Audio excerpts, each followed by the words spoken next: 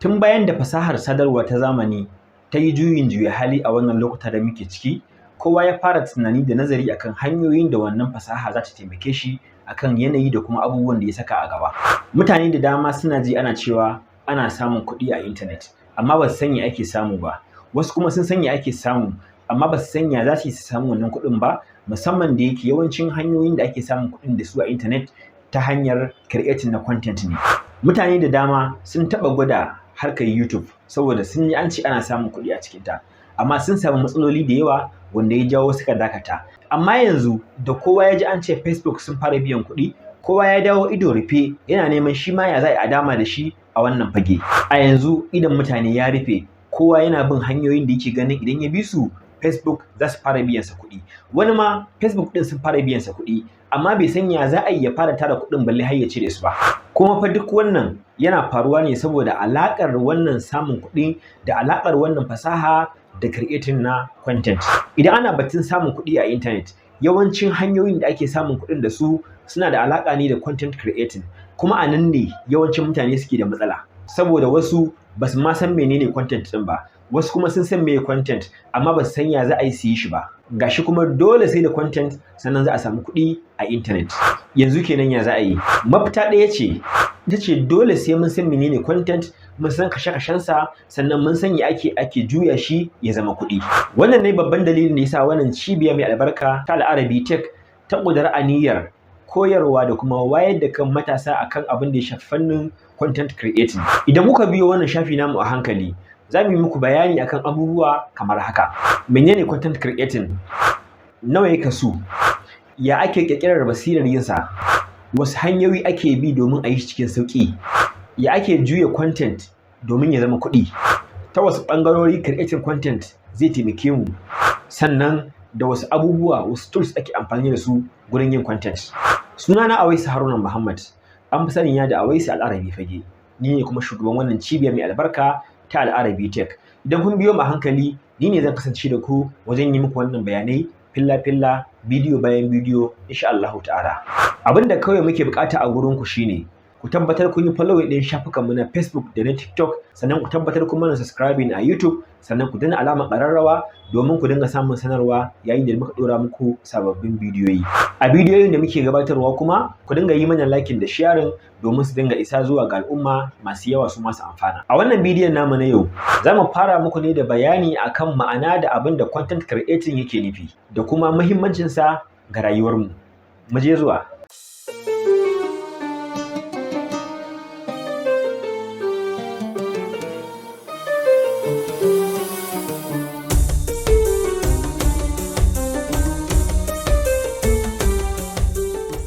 A harkar yanar gizo, idan aka ce content, ana nufin dukkan wani abu da wani ya wallafa domin wasu su gani, su karanta ko su saurara. Ko da wace irin manufa aka yi wannan abin, sannan kuma ko da a wace irin kafa aka wallafa shi, ya zama content. Ya danganta an wallafa shi ne a Facebook ko a TikTok ko a YouTube ko a Audiomack ko a Twitch ko a blog ko a website ko ma ina aka wallafa shi a cikin yanar gizo, in dai an yi shi a sigar da wani zai gani ya karanta ko ya saurara ko kuma ya kalla, sunan wannan abin content. Kenan a nan za mu fahimci cewa ba iyaka abin da ake wallafawa a Facebook da YouTube bane kaɗai content. A'a, duk abin da ake wallafawa a yanar gizo ta kowace irin siga content ne. Sannan samun kuɗi da content bai taƙaita iyaka Facebook da YouTube ba. Akwai damammaki da yawan gaske da ake iya samun kuɗi da su ta hanyar content a cikin intanet. In Allah ya yarda a cikin bidiyoyinmu na can gaba da za su dinga zuwa, za mu yi bayani akan irin hanyoyin da ake samun kuɗi da content ba iyaka Facebook da YouTube ba.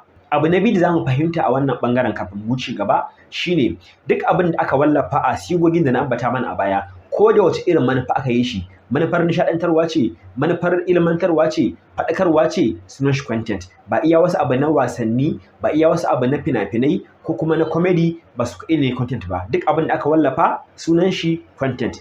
Na san yanzu kun fahimci wannan abin, to yanzu sai mu wuce zuwa gaba. A duniyar yanar gizo, content jigo ne da ya fi komai, saboda duk wani abu da ake cin moriyarsa a yanar gizo, ake ƙaruwa da shi ta kowane irin fanni, ana samun shi ne saboda content.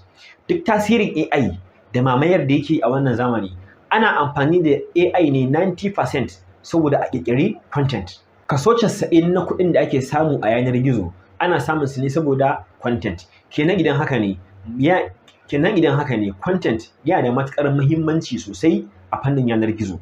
A rayuwarmu ta yanzu da irin shekarun da muke ciki, babu wani abu na zamani da zai taimake mu cikin gaggawa akan duk abin da muka sa gaba a rayuwarmu kamar creating content. Bari in bamu misalai da wasu ɓangarori na rayuwarmu guda 4.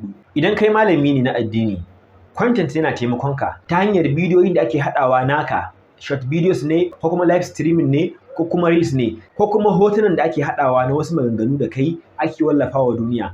Wannan abin yana taimakon ka gurin isar saƙonninka zuwa ga adadin mutane masu yawan da suka ninninka wanda suke zama a gabanka. A yanzu akwai malamai da yawa an san su a duniya, amma kashi 99 cikin 100 na waɗanda suka san su a duniya ba su taɓa ganin su da ido ba.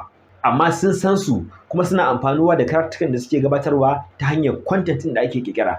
Wannan ya taimaki malamai gurin yaɗuwar da'awarsu da kuma ƙarin yawan ladan da suke samu. Mu ɗauki Malam Jafar, Allah ya ji ƙansa. Mu ɗauki Malam Albani, Allah ya ji ƙansa. Sun riga sun rasu shekaru masu yawan gaske, amma har yanzu ana amfanuwa da content, ana amfanuwa da abubuwan da aka samar na content na da'awarsu. Inda a ce babu wannan abubuwan da wataƙila yanzu an fara mantawa da abubuwan da suka gabatar a sha'anin da'awarsu. Yanzu a dalilin content, mutane da dama sun san Sheikh Abdulrahman Sulais, alhali ba su taɓa ganin shi a zahiri ba. Ba dan content ba, da wataƙila yanzu ba mu san shi ba. Kenan content yana iya taimakon fannin malamai da malinta gurin sauri da sauƙin isar da da'awarsu zuwa ga waɗanda suke buƙata. Idan kai fashion designer ne, wataƙila kana yin ɗinki, creating na content na wannan sana'ar taka yana taimakon ka gurin samun ƙarin kwastomomi da kuma samun kuɗin shiga. Yanzu ni da nake magana tela ne, ɗinki nake yi, amma kwastomomin da nake da su online wanda ba su taɓa gani na ba, ba su taɓa sanin inda nake a rayuwata ba, amma dalilin content ɗin da nake ƙirƙira a social media sun san sana'ata, sun san abubuwan da nake iya yi, kuma muna alaƙa da su siya kaya a wajena, su tura min kuɗi in tura musu kayan su, ba su taɓa gani na ba, ba su taɓa zuwa inda nake rayuwa ba. Ba dan content ba da ban samu wannan damar ba.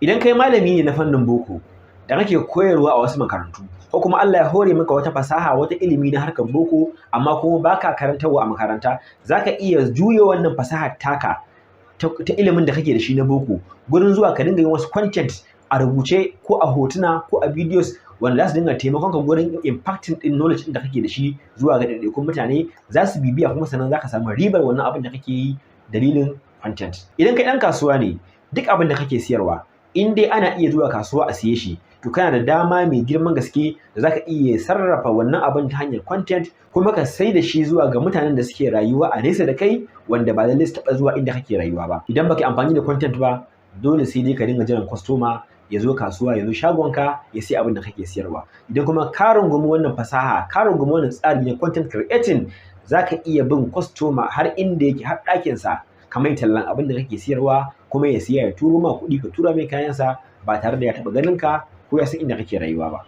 A dalilin content muke siyan kaya a AliExpress, muke siyan kaya a Temu, kayan da ba a ƙasar mu ake samar da su ba, ba a ƙasar mu ake siyar da su ba, amma muna kwance a ɗakunan mu, muna zaune a shagunan mu, muke iya ganin kayan ta hanyar content, mu siya, mu tura kuɗi, a kawo mana, mu amfana da wanda muka siya a wurinsa. Amfanin content kenan. Ba iya wannan fannonin guda 4 ba, akwai fannoni da daman gaske da content zai iya taimakon rayuwar mu, kuma za mu ci gaba da kawo misalan su da kuma yadda kowane category na mutane za su iya amfana da wannan content domin su bunƙasa kansu, su amfani kansu akan wannan abubuwa. Wannan kaɗan ne kuma misalai ne na hanyoyin da content zai iya taimakon mu akan rayuwar mu ta yau da gobe. Ba su kenan ba. Insha Allah ta'ala a cikin bidiyoyin mu masu zuwa za mu riga kawo hanyoyi da kuma fannonin da content zai taimake mu domin ci gaban rayuwar mu ta kowace fuska. Wannan takaitaccen bayani ne gaba ɗaya akan ma'anar content da kuma kaɗan daga cikin muhimmancin sa ga rayuwar mu a yanzu. Idan kun ji daɗin wannan bidiyon, ku tabbatar kun yi mana liking sannan kuma na sharing